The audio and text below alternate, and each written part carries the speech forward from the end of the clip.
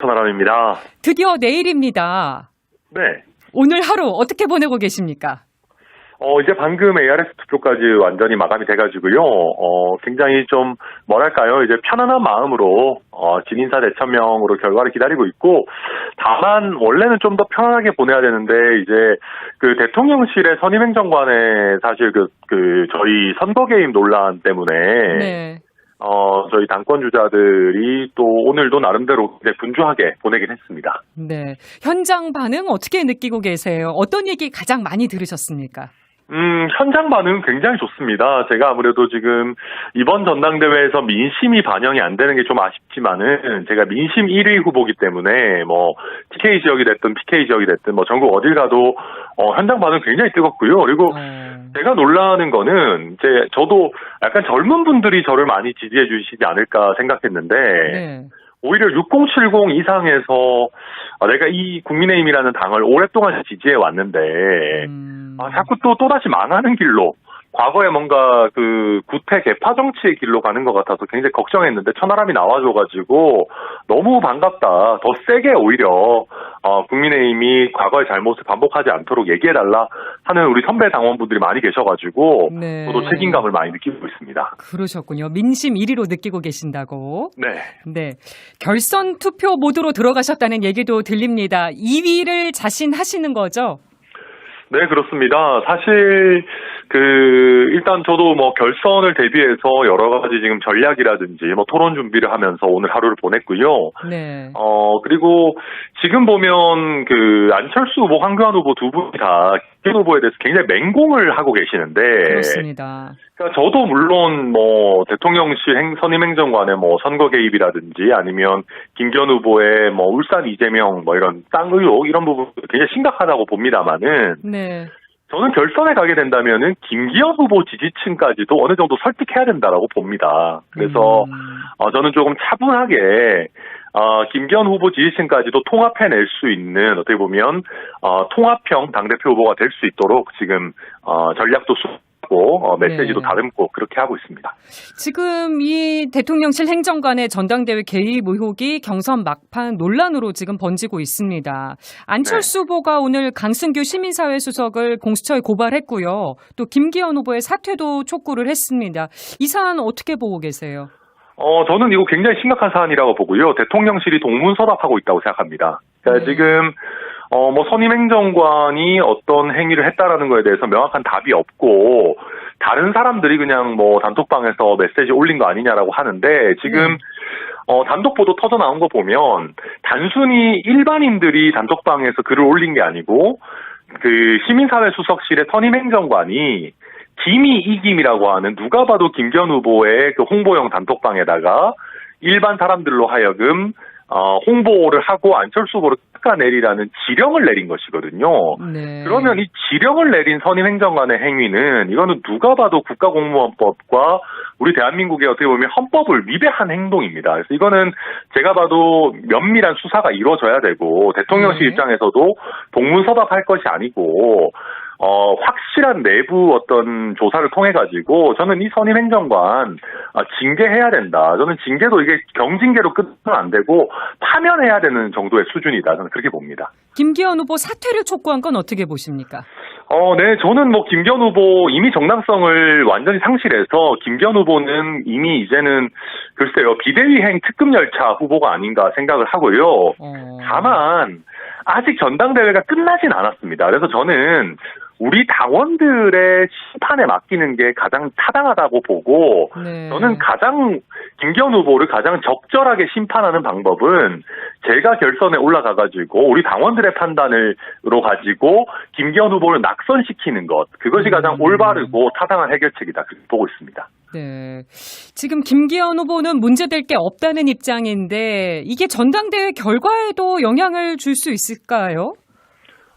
지금 이제 김기현 후보가 보면은 주변 사람들에게 폐만 끼치는 거의 민폐 후보입니다. 이게 이제 본인이 자력으로 어떤 경쟁력을 못 보여주고 하다 보니까 장제원 의원이 도와주고 대통령실에서 총출동해서 도와주고 해도 끝끝내 안 뜨니까 지금 네. 대통령실의 선임행정관에 나서가지고 선거운동을 하는 초유의 일이 지금 벌어지고 있는 것이거든요. 예. 그렇기 때문에 저는 김기현 후보가 여기에 대해 책임을 통감해야 된다라고 보고 지금 많은 분들이 그렇게 생각할 겁니다. 아니 전당대회 들어서 저는 김기현 후보가 뭐 하나 잘한 게 있나 득점한 게 있나 저는 못 찾겠습니다. 그러면 당 내부 선거도 이렇게 잘 못 치르시는 분이 총선은 어떻게 지휘를 하시겠습니까? 저는 그래서 우리 전통적인 지지층에서도 김기현 리스크 그리고 더 나아가서는 김기현 후보의 무능력에 대해 가지고 저는 굉장히 회의적인 생각 가지시는 분들 많아졌을 것이다. 그렇게 봅니다. 김기현 후보의 울산 땅 투기 의혹은 어떻게 보고 계십니까? 이거는 정말 울산 이재명이라는 얘기가 절로 나오는 수준이고요. 지금 땅이 하나만 있는 게 아니라 계속해서 지금 연달아서 의혹들이 제기가 되고 있고 이 땅을 판 분도 단순히 뭐 교회를 같이 다니는 수준이 아니라 김기현 후보가 울산에서 어떤 실권을 가지고 있을 때 도시개발 사업을 또 따낸 거 아니냐라는 후속 보도들이 이어지고 있습니다. 그래서 네. 김기현 후보가 특히나 이 의혹에 대해서 명확하게 이 땅의 현재 시가, 매도 호가를 밝히지도 못하고 보통 이런 의혹이 터지면은 어느 정도 팔려는 신용이라도 하는데 네.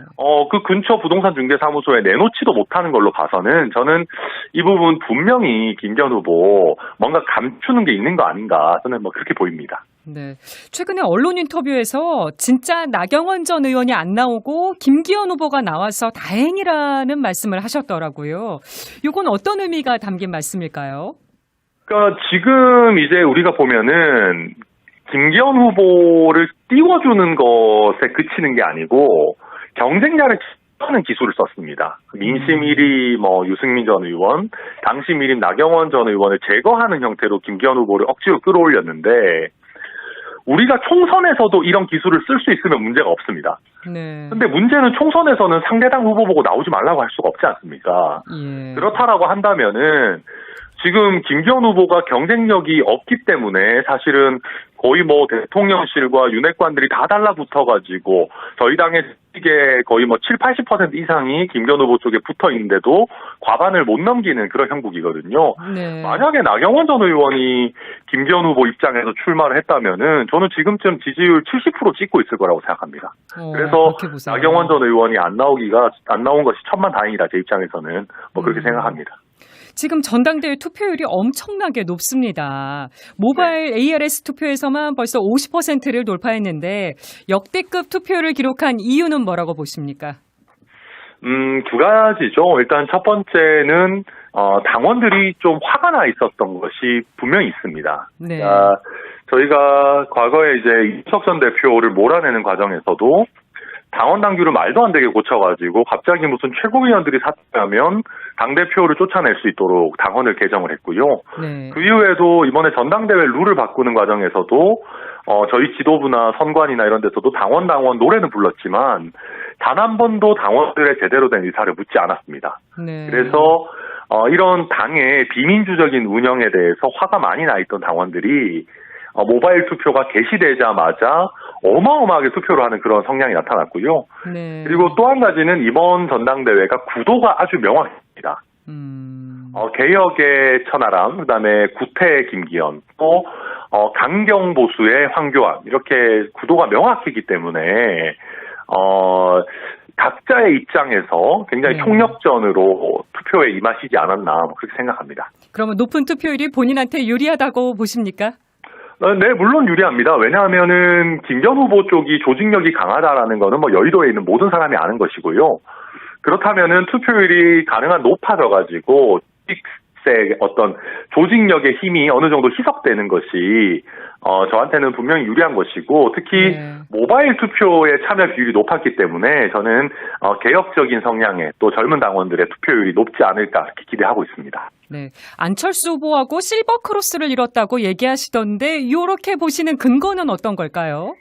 네, 이게 이제 저도 뭐 모든 여론조사에서 제가 안철수 후보를 꺾으면 좋겠습니다만은 당원들을 대상으로 샘플링한, 특히 책임당원을 대상으로 샘플링한 조사에서는 저와 안철수 후보가 꽤 차이가 많이 납니다. 그리고 네. 제가 어떤 추가적으로 뭐 출처를 밝히기는 어렵지만은 저희가 받아보고 있는 여러 자료들에서도 제가 안철수 후보를 좀 제치는 거는 거의 확실해 보이고요.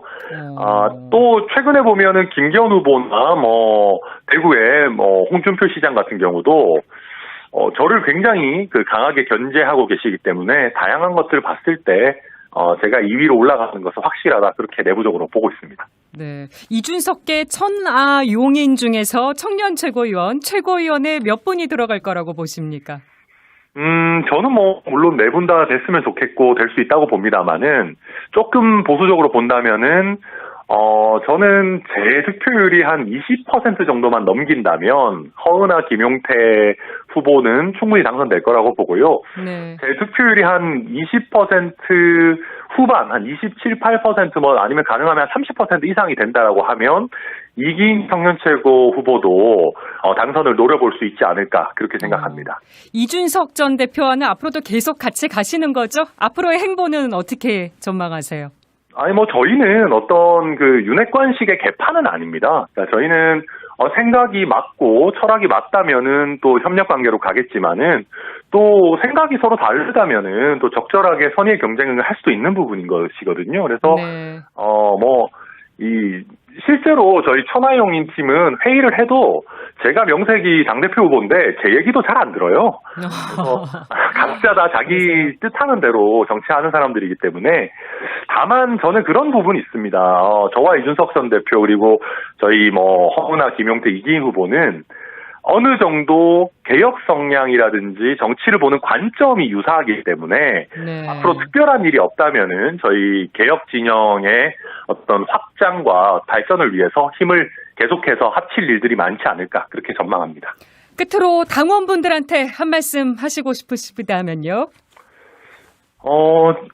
저는 우리 자녀들을 한번 생각해 주셨으면 좋겠습니다.